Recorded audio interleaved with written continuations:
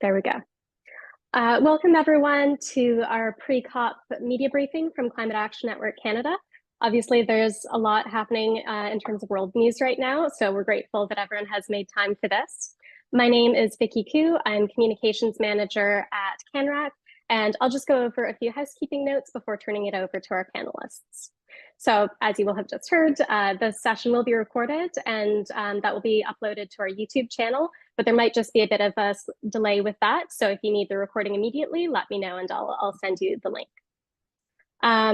Again, I invite journalists to amend your Zoom name just to specify what publication you're with. Unless otherwise specified, all of what we're saying today is on the record and you can attribute that. I'm glad to be joined today by two of my own colleagues, our Executive Director, Brouillette, and our Climate Finance Policy Analyst, Soomin, as well as two experts from international climate think tanks, Alejandra Lopez, Climate Diplomacy Director at Transforma, and Alden Meyer, Senior Associate at E3G, all of whom will be on the ground in Baku and following negotiations closely. So our panelists will take us through the context leading up to COP29, how the US election result contributes to that, how this COP can build on what we achieved last year, and of course the issue at the core of negotiations this year, the new Collective Quantified Goal on climate finance, and how Canada can play a constructive role in all of this. So after we hear from each of them, we'll open the floor to questions. As specified in the media advisory, most of the session will be in English, but as always, Caroline can take questions in French at the end. So Caro, I'll pass it over to you to get us started and set the scene for COP29. Thanks so much, Vicky, and everyone for joining us. My name is Brouillette. I'm the Executive Director of Climate Action Network Canada and joining from Montreal today. So let me start with maybe what is top of mind for everyone with the US election. So we're seeing fossil fuel-driven climate change that has increased in Canada the frequency and intensity of wildfires, of floods, heat waves, and hurricanes. These unnatural disasters in Canada and the world won't stop just because there is a climate denier in the White House. The global transformation towards a clean energy economy is already underway, and Trump turning his back on it will only penalize American workers and communities, and there will be Canadian jurisdictions to pick up the clean energy investments leaving the United States. This said, COP29 still needs to deliver. The climate crisis is still here, not only at our doorstep, but in our homes. The need for trillions in climate finance has not disappeared, and neither has the urgency to phase out fossil fuels and the imperative for multilateral cooperation. So while Trump's election and promise to exit the Paris Agreement and potentially the UN Framework Convention on Climate Change as a whole further fragilizes climate multilateralism, it is in every nation's self-interest and the most effective path to continue pursuing global climate action. And this is especially true as we are seeing the conventions and institutions that are there to protect the most fundamental human rights and human life itself be so blatantly disrespected in the heartbreaking genocides that are unfolding in Gaza and Sudan and in the Congo.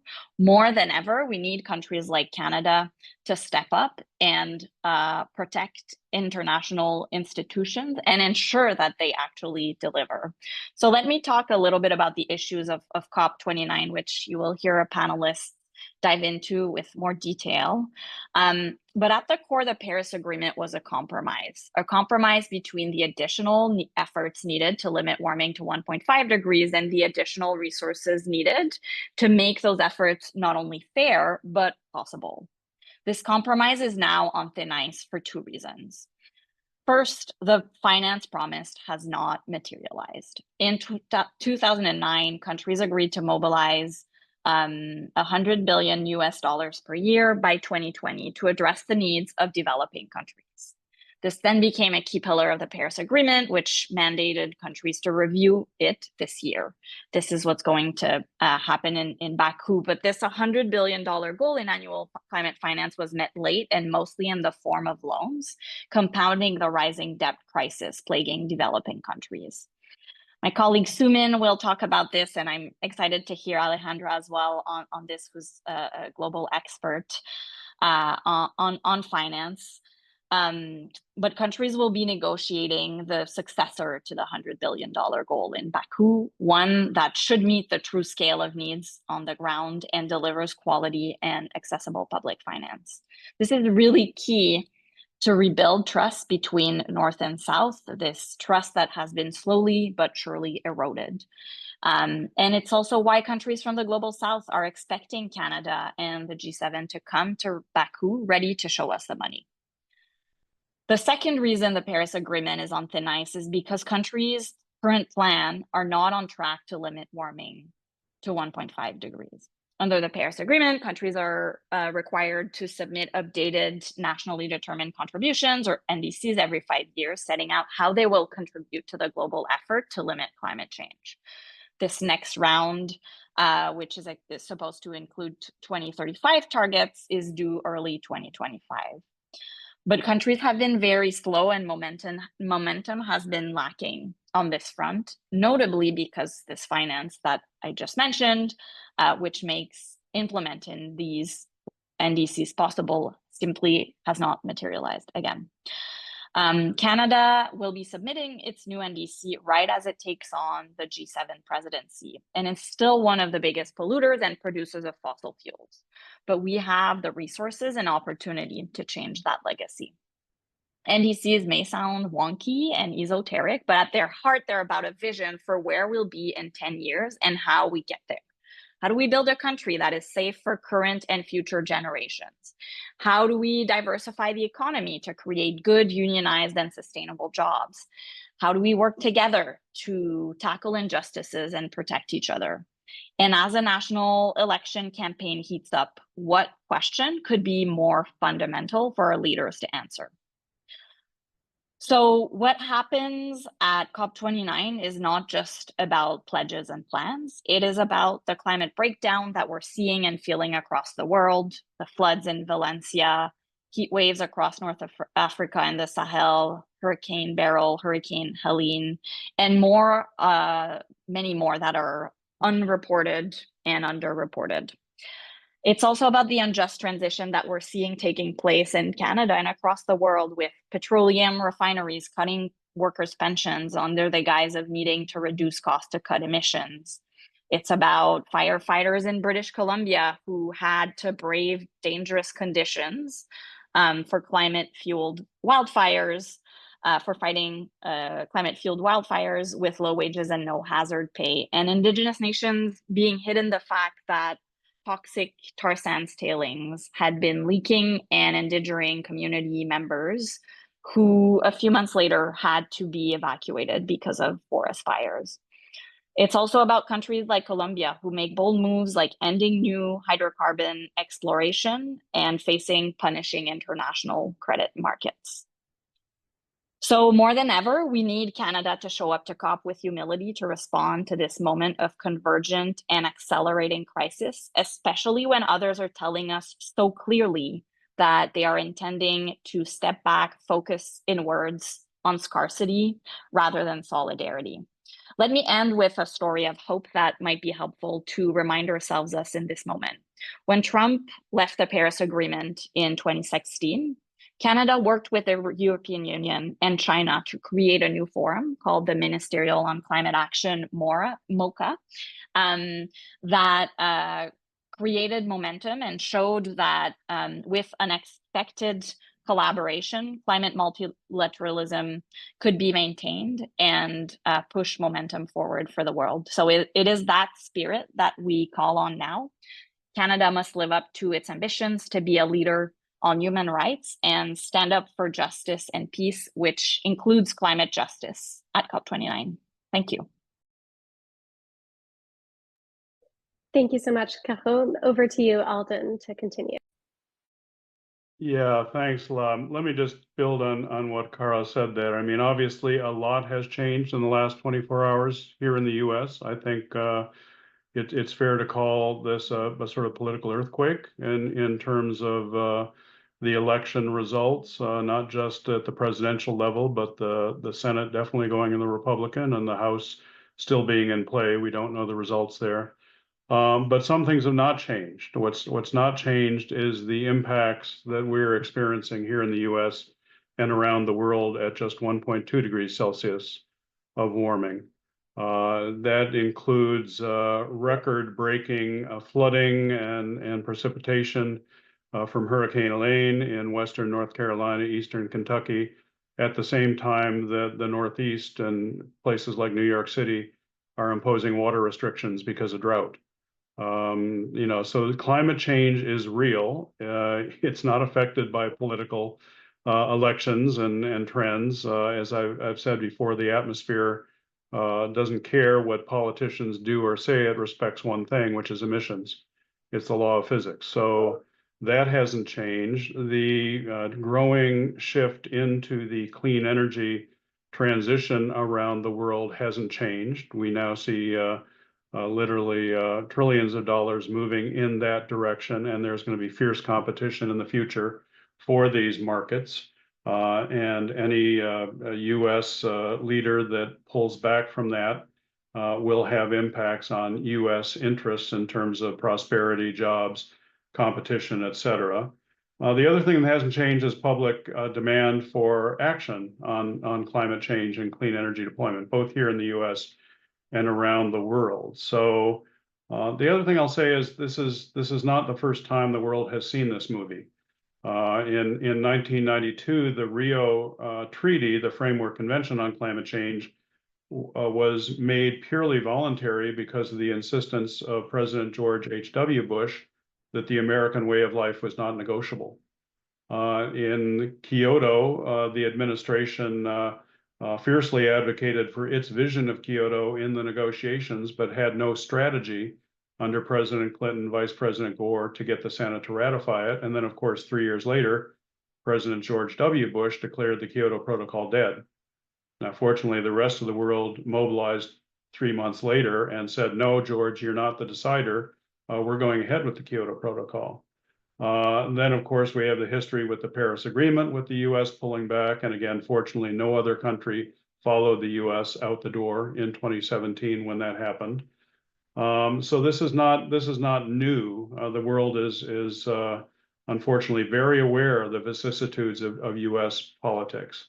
So again, it's something we're going to have to deal with. It's critical what the reaction from the rest of the world is when we arrive in Baku next week at the leaders summit segment of the process. What will other countries say about their intention to proceed with multilateral climate diplomacy and address the issues that Caro mentioned in terms of the ambition of commitments under Paris, in terms of mobilizing finance, in terms of dealing with the mounting impacts and loss and damage from climate change. That will send a powerful signal.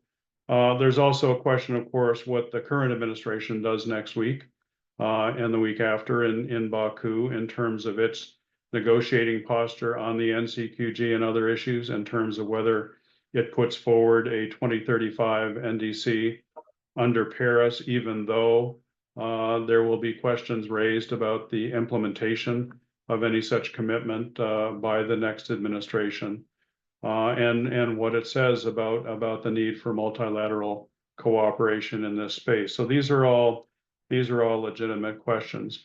I would say that the results in the U.S. Were driven heavily by concerns about living standards, inflation, income inequality, job insecurity. These issues are real. And some have successfully positioned climate ambition as contrary to addressing those issues, at best as distraction and worse, actually counterproductive, when in fact the opposite is true. Climate ambition, climate action is one of the keys to addressing those issues in terms of holding down increases in energy prices, in terms of assuring food and water and energy security, in terms of creating good paying jobs that can support a family in terms of avoiding disastrous security impacts, in terms of destabilization in countries and forced migration and other fronts. So the reality is the same as it was when the sun came out yesterday morning, that it is in the best interest of the United States to have an ambitious international climate agenda for its own economic security and well-being. That hasn't changed.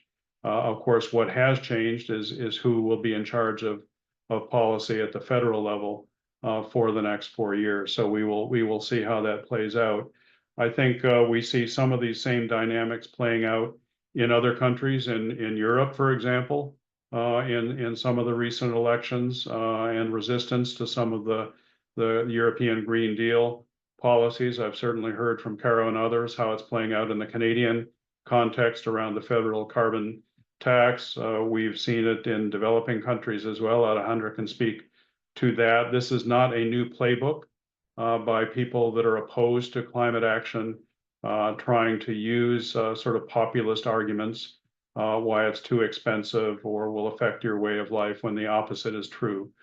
So I think that's on all of us as NGOs in the US and Canada and other countries to combat that false narrative and build support for the just transition to a climate-friendly world. Obviously, we have not done enough on that, as yesterday's results demonstrated, and some of the results in other countries that I mentioned. So there's more to do there. The other thing I'll mention is this goes well beyond Baku and the Framework Convention. This also has implications for other multilateral spaces, whether it's the G7, which Canada will be president of next year, and the US will be president of in 2027. The G20, which South Africa will chair next year, and the US is slated to head in 2026. The World Trade Organization, the UN General Assembly and Security Council, you can go down the list. So I think multilateral collaboration writ large is a big question mark, given the results of yesterday's election, and we will see how some of that plays out. And of course, President-elect Trump has actions from his first administration that we can discuss in some of those other spaces when it comes to security and economics and trade restrictions and other things. But this is not limited. The impacts of yesterday's elections are not limited just to climate. Let me leave it there, Vicky, and turn it back to you. Thanks very much, Alden. Over to Alejandra now. Thank you, Vicky. And well, first of all, let me say just all of my solidarity with our US colleagues. I have to say I am living the exact opposite since we had pretty much a climate denier in the presidency for the last 6 years. They are really long in the administrations in Mexico. And yesterday I was in a meeting with the Mexican government, and the turnaround in climate policy and ambition is just like a wave of light in so much darkness. But I think this speaks of the fact that climate action, global climate action, doesn't depend on just one country. And as Caro and Alden were saying before, the transition and the revolution is already going. And it is absolutely critical that COP29 delivers, and that we don't have a similar failure like the one that happened just at COP16 of the CBD last weekend, where the financial decisions could not be taken.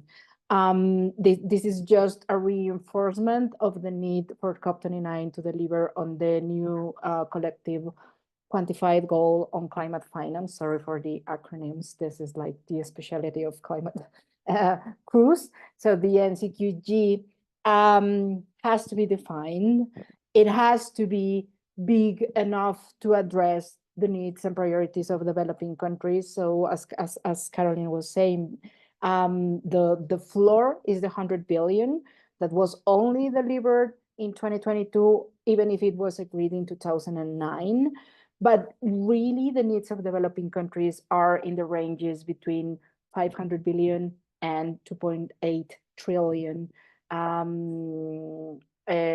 So, and there is a lot of underestimation still with these numbers. But in these estimations of the needs of developing countries, there hasn't been an inclusion of the variables of the global stocktake that was taken. That was a really big decision that was taken by the Paris Agreement parties last year, where there is this very clear call to do transformational action in the next years and decades to transition away from fossil fuels, triple renewable energy by the end of the decade, double energy efficiency, halt and revert deforestation. And so really the needs of developing countries are even bigger than that if we really factor in the results of the GST. So if we think about what is the purpose of the NCQG, is precisely financing these transitions in these real economy sectors and reducing emissions, but also adapting to climate impacts that we are feeling everywhere in the world. And when there is no way to adapt, which is now the case in different ecosystems and in different parts of the world, where the losses and damages related to climate change are so big that there is no option for adaptation. So we have to address and reconstruct the losses and damages that are related to this. So that's the NCQG about. This goal has to serve the purpose to finance this, to support developing countries on this, and also to support the kind of action that will come in these climate commitments that are due by next year. So who is responsible for this goal? All developed countries have a legal obligation over this goal. They have a legal obligation in the UNFCCC and in the Paris Agreement. So we expect all developed countries, including the Biden administration that is still in charge to the negotiations of the NCQG these following 2 weeks, to agree on an ambitious NCQG. But of course, there will be a vacuum being left by the US next year, even if they don't leave the Paris Agreement, and hopefully they won't. It is highly unlikely that the US will be contributing to climate finance globally. So we need to call for the rest of developed countries to step up, including Canada, to agree to an ambitious NCQG and to shield multilateralism from these specific tendencies. And I think this also has to do with gathering as much support as it is possible. So that includes that major economies in the developing world, like China, Brazil, and others, can also come in these global efforts of climate finance. They are already providers of climate finance, and there is a way within the Paris Agreement, without rewriting the Paris Agreement, to have their contributions as part of the new goal in terms of the voluntary nature of Article 9.2, which hopefully could be used for the end of actually agreeing to the goal. This has to serve the eligibility of all developing countries, and there is a very critical balance in saying that the goal supports all developing countries, but at the same time gives particular attention to LDCs and SIDS, to the least developed countries and the small island development states, which are the really most vulnerable to the impacts of climate change. And just to finish, the idea behind this goal is that it has a combination between public finance, mainly from grants and highly concessional instruments and non-debt instruments, but also with the mobilization of private sources. And coming back to the first idea of how much this transition is already ongoing, we really need to leverage the financing that is coming from different fronts to get to the kind of transitions that we need in the future. I'll leave it there, back to you. Thank you so much, Alejandra. Finally, over to you, Soomin, to kind of make the case for what this means for Canada in terms of climate finance before we open it up to questions. Yeah, thanks, Vicky. And a huge thanks to Alejandra, to Alden and Caroline for providing the important context. And as all those panelists have already shared, this really is the year of the finance COP. And at the heart of it is the NCQG, the new Collective Quantified Goal on Climate Finance. I'm sure you'll be hearing a lot about this acronym, so I highly recommend that you get familiar with it. And I'll share a little bit about Canada's track record in providing climate financing and what Canada needs to be pushing for at the upcoming COP29 negotiations in Baku. While Canada's been actively contributing to climate finance, its contributions fall significantly below the calculated fair share from the already inadequate 100 billion USD goal that Alejandra and Caroline have already spoken about. It was found that Canada provided only about 80% of its fair share of climate finance in 2020 and has yet to signal what its post-2025 to 2026 contributions will look like.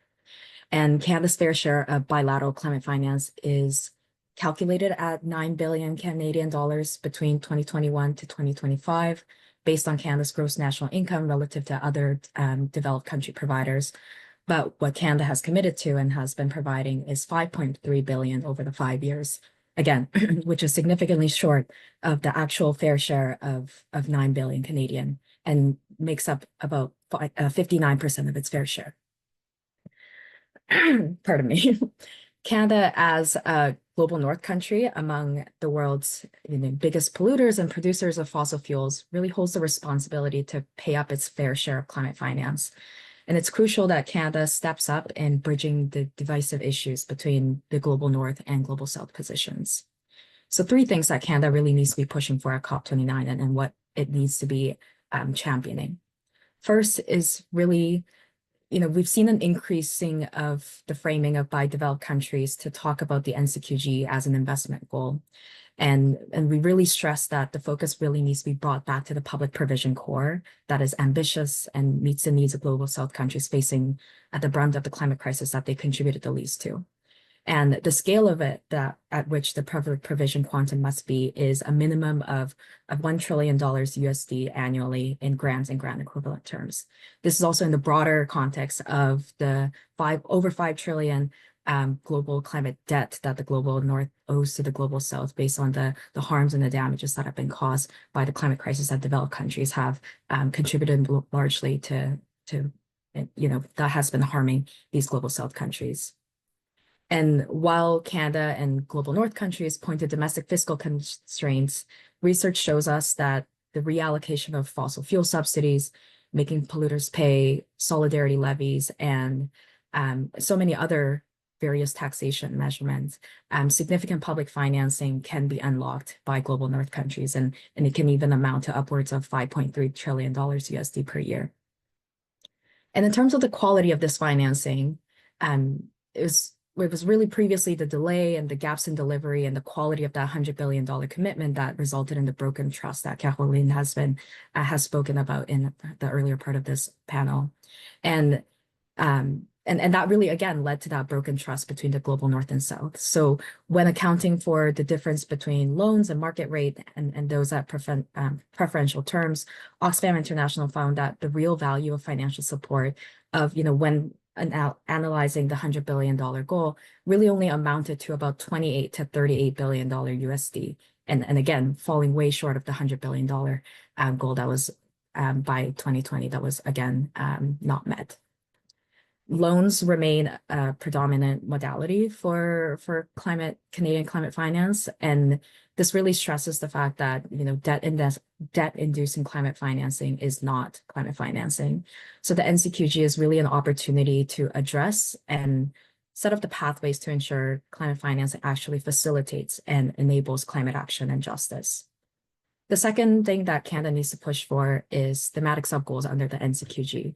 And Alejandra already alluded to the need to include loss and damage into this conversation.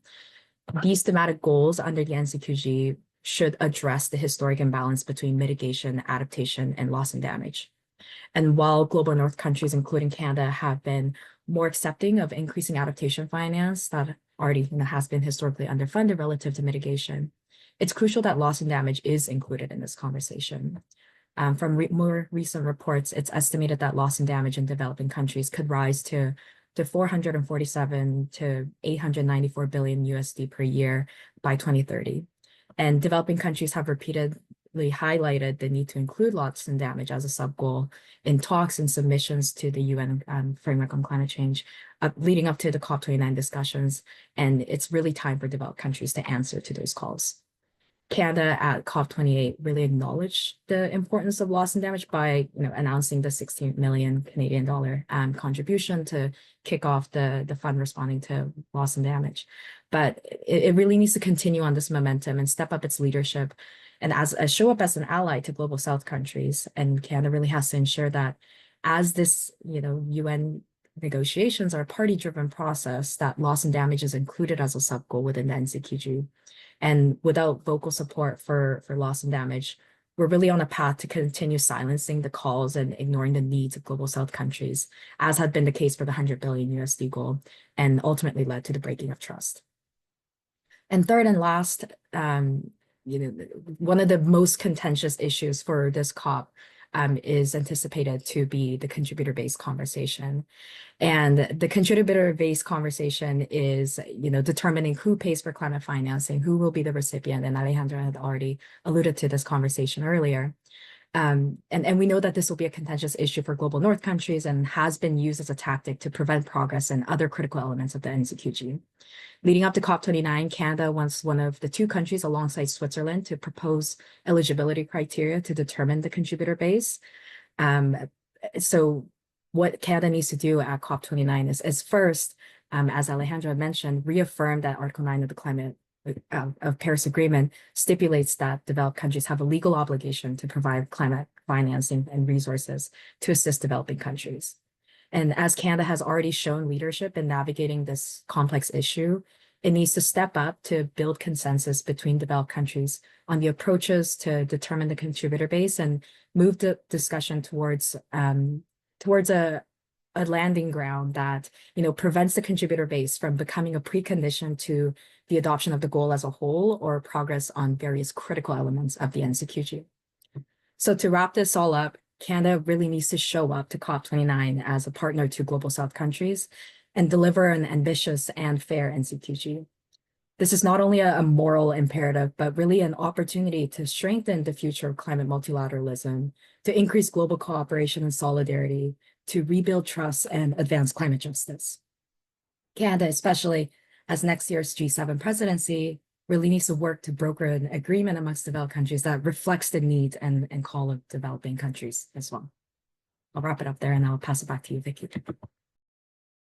Thank you very much. Now we're at the stage where we would love to have questions from the reporters in the virtual room. So feel free to either raise your hand or really just unmute yourself and jump on in. As we're waiting for folks to ask questions, maybe I'd invite Alden and Alejandra to put your contact information in the chat for any follow-up media inquiries so that folks know how to get in touch with you throughout COP. Interviews with Kathleen and with Soomin can be arranged through me. And you all have my email address already, but I'll put it back in the chat anyway. I see, Jill, you have come on camera. Would you like to come on in? Thank you very much, everyone. It's very helpful. I'm just wondering if we can get into the kind of breakdown between public and private finance a little bit more and how to sort of navigate telling stories around that when we're talking about these big numbers. Great question. Alejandra, I see you've unmuted. If you want to go ahead, and maybe Soomin, if you have any thoughts to add, feel free to do so also. Sure. So as Soomin was saying, what developing countries are asking for, the negotiators, is basically at least a 1 trillion goal.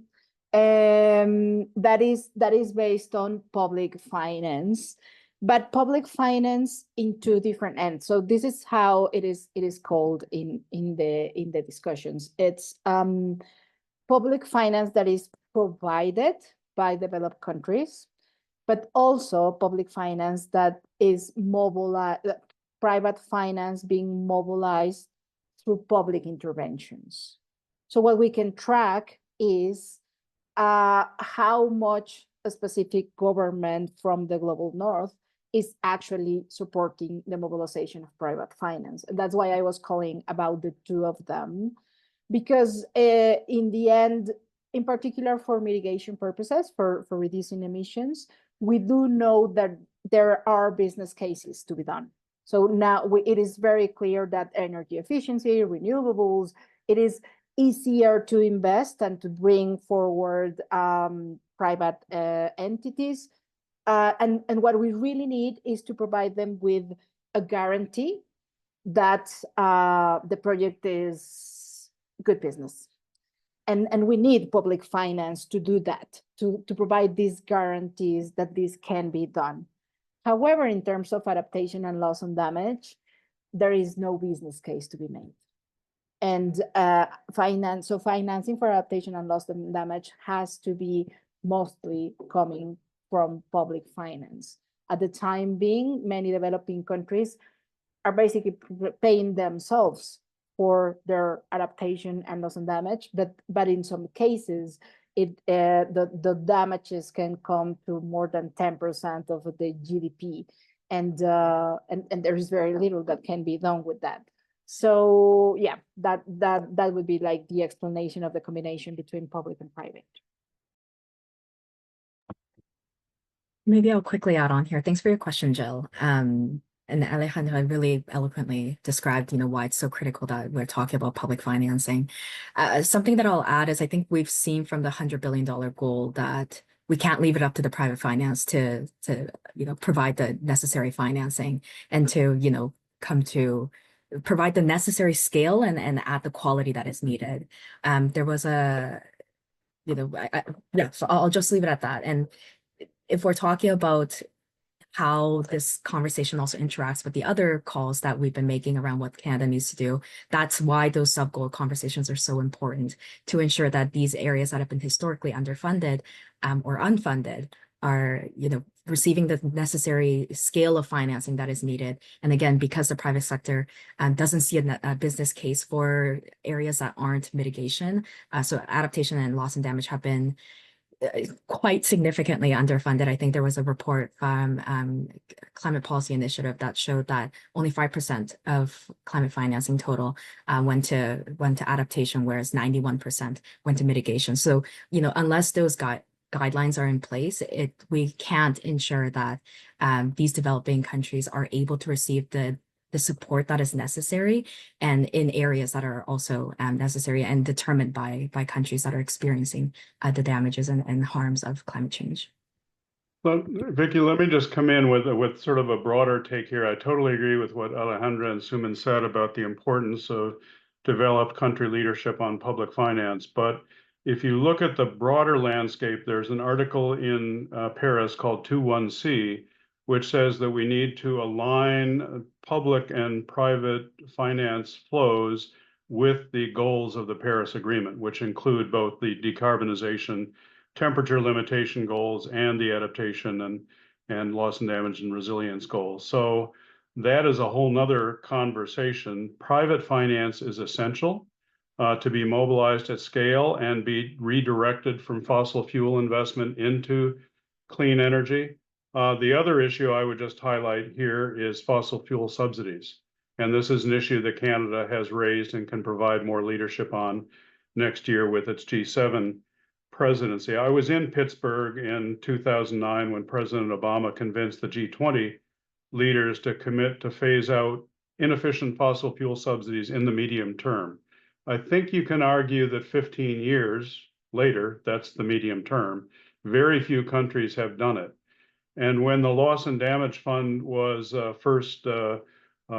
there were first pledges to that in Dubai at the COP last year that totaled, I think, somewhere around 800 million, I pointed out that that was all well and good, nice start, but we were still spending $3.5 billion a day to subsidize production and consumption of something we call an existential threat, fossil fuels. And that's insanity. That's the definition of insanity. So we do need to address rules for investments, tax incentives, fossil fuel subsidies, ways to use blended public-private finance, et cetera. That's a key part of the solution to this, but it should not be used as an excuse to obfuscate or delay ramping up public finance. This is not either or, we need both and. Thank you all for that. I see that we have a hand from Jordan at the Canadian Press, but I just wanted to give you a chance, Jill, if you had a follow-up question to that. Nope, you're good? Okay, feel free to come on in then, Jordan. Thanks. This was kind of touched on, but I'm hoping to get more on this question of where loss and damage should fit into the negotiations. Canada seemed to put forward this position that it thinks loss and damage should be outside of the new collective quantified goal. I'm wondering if you could speak more to like why that could be damaging and why that negotiation position is flawed. Thank you. Soomin, would you like to speak to this? I see that Caro, you also were kind of nodding, so feel free to come on if you come on in if you'd like as well. Or yeah, Alejandra, if you want to do so. Great. Yeah, thanks for your question there, Jordan. Really happy to hear from Caroline and Alejandra as well. The loss and damage conversation, the conversations that have been taking place is, the inclusion of loss and damage as within the NCQG would dilute the legality of the climate finance, the NCQG. But we know that, again, this is a party-driven process, so parties are able to decide to put into the NCQG to include the loss and damage. We really stress that this has to be included, because we've seen from reports that without including loss and damage, it's simply not going to get funded. And I think I cited a number earlier. I can try pulling it up again and put it in the chat for you later. But this number is going to only continue, and without effective allocation of financing, public financing, that is in grants and grant equivalent terms, loss and damage is really put on the chopping block. And again, Canada really needs to step up. And yes, it has made the seed commitments, seed funding of providing 16 million Canadian dollars last year. Now it's really time for them to step up and ensure that they're listening to the calls by developing countries and including it as a formal sub-goal under the NCQG. Thanks, Soomin. Anything to add from our other panelists, Alden or Alejandra? Yeah. Yes. So several things. Indeed, it has been there has been a lot of resistance from developed countries on this. But if we are true to what the NCQG has to do, it has to support developing countries in the next years and decades, and it has to take into account needs and priorities of developing countries. So it isn't. Yeah, in international cooperation, there is a lot of interventionism of donor countries, just saying, okay, yes, this is your priority, but really, I want you to invest on this, on to do this, and what the Global South is asking is for developed countries, for donor countries, to actually listen what are the needs and priorities of developing countries. The thing is we are living in a world where not enough emissions reductions have happened, nor from the global north. We live in a world where the increase in temperature is now a fact, and we are living losses and damages, economic and non-economic, in all latitudes of the world, and developing countries are not prepared to cover this. So also the loss and damage fund and the loss and damage financial arrangements were already agreed a couple of years ago in Egypt. And there is a full recognition that we have to do this and that we have to finance loss and damage. There is a risk, there is a high risk that if we don't do everything we need to do in terms of mitigation, there will not be another choice to adapt, but rather to just address losses and damages. So including loss and damage as part of the NCQG is in a way trying to prevent the worst and to start paying now for so that we don't get to really catastrophic scenarios in the next decades. Thanks, Alejandra. Jordan, it looks like you've got another question. Yeah, I just wanted to build off something that Soomin said, which is something we've also heard from the government, which is about this like legal quandary we could find ourselves in, seemingly, according to them, if we were to try and include loss and damage. I don't know what they mean by that, and I'm still not sure what that means. Can you help me understand what you make of the government's position that this is somehow opening up a kind of legal can of worms they don't want to open? Yeah, for sure. Thanks, Jordan. And I'm happy to, if this is helpful, there was a legal study that the Loss and Damage Collaboration had actually done that looks into that argument by developed countries and, shares thoughts from people practicing law just around, what does that actually mean? So, a lot of it's a lot of twisting of what's written in the Paris Agreement. So within the conversation around climate financing and especially around the NCQG, there was specific wording in there that financing would be provided for mitigation and adaptation. So the argument by developed countries is, well, it only says mitigation and adaptation, therefore loss and damage should not be included in there, because again, that would open up the can of worms that they could be open to held to legal liability, and they're then straying away from what's written in the text. So that's been their main concern. But this legal study that the Loss and Damage Collaboration has conducted provides a much more articulated way of sharing that. So I'm happy to find that and share with your way. That'd be great. Thanks. I don't want to jump the line, but I do have other questions, but I can kind of take a second if others wanted to jump in. Yeah, I'm not seeing any other hands or folks on meetings, so I think you can go ahead. Okay, thanks. I missed the first half, so I'm sorry if this was already addressed in the opening remarks, but we've seen other kind of civil society groups suggest that Canada should like triple its goal to something closer to 15 billion as kind of like an opening like pledge for this. Where do you see kind of a reasonable and fair share contribution to Canada's climate finance goals being this time? Yeah, I think Soomin, you're probably in the best place to take this one as well. Sorry, I jumped the gun and had my mic unmuted already. Yeah, thanks for your question there, Jordan, and definitely a great question as well. Currently from 2021 to 2025, 2026, Canada had committed 5.3 billion over those 5 years, and they recently held their consultations to figure out what that post 2025, 2026 commitment should look like. And CAN-Rac has been calling alongside our development colleagues to triple that climate financing to 15.9 billion over the next 5 years.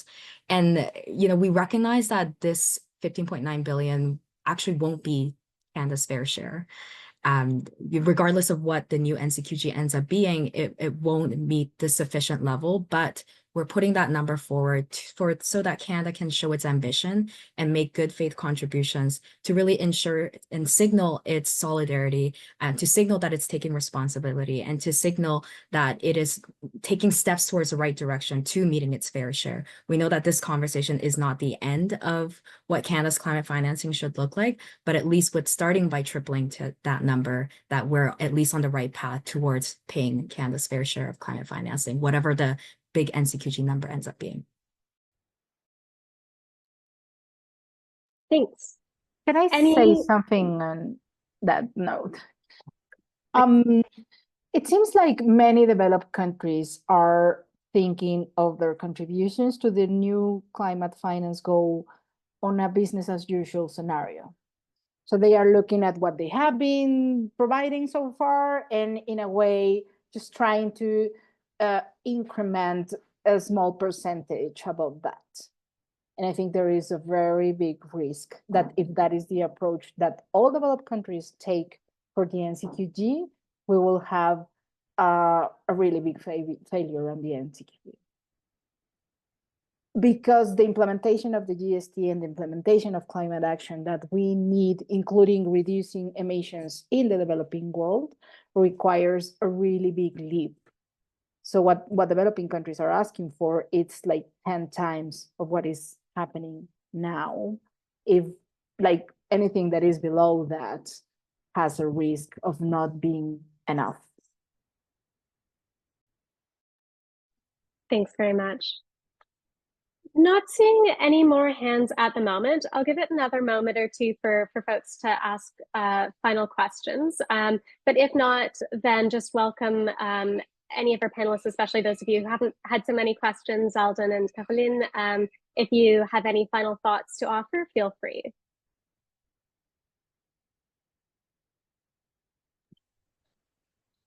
Well, I can just come in here to end saying I think there's an opportunity here for Canada, both in Baku and in other forums, to provide leadership in the situation that we face now, given the election in the U.S. Carol mentioned the creation of the Ministerial on Climate Action.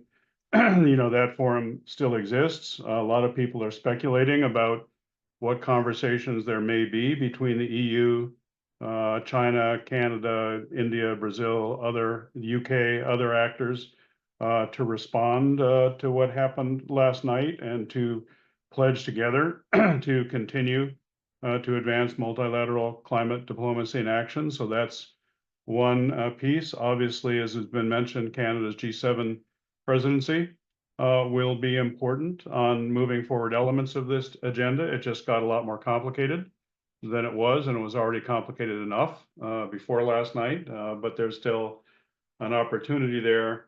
And obviously, as we've heard, Canada has a role to play on the finance front, on adaptation, loss and damage. I've known Minister Guilbeault and many of his team for years, and I know where their hearts are on this, but it requires political leadership across the board, not just from the environment minister and his team. So I'm wishing all of you well in Canada, and as you look forward to navigating this interesting landscape, as we say, and remember the old saying, the old Chinese proverb that crisis is a combination of two things: danger and opportunity.